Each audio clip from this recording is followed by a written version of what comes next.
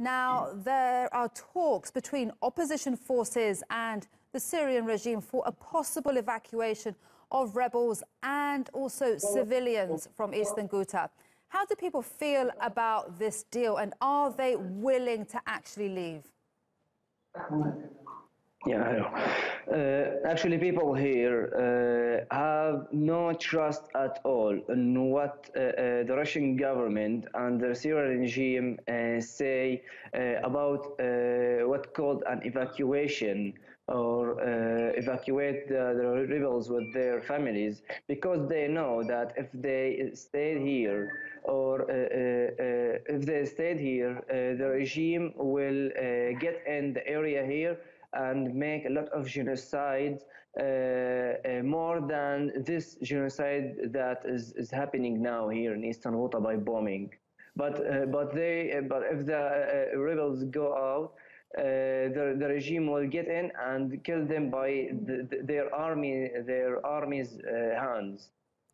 Okay, and Firas, yesterday we know that dozens of people were killed by regime airstrikes and artillery fire. How would you describe what happened there yesterday?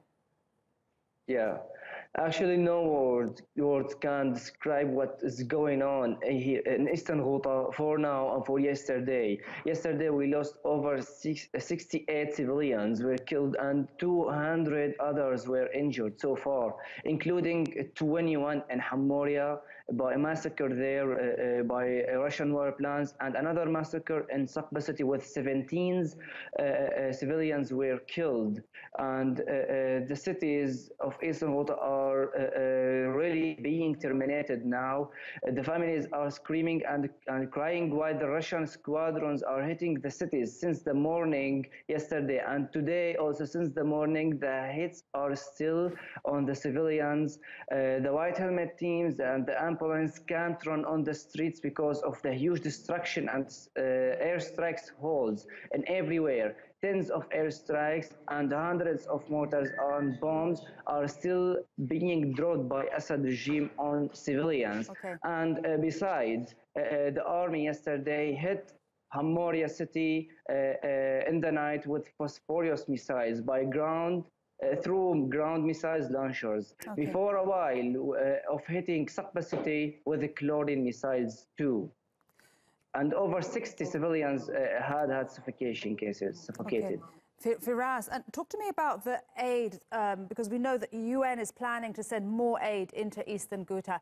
How is the humanitarian situation in Eastern Ghouta now, and how do you think people are going to manage their lives amid this violence that you've just been describing?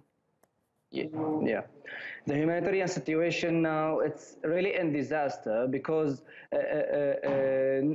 people are still, most of the people haven't seen the sun for a long while because they are in basement and shelters in their houses and in their homes.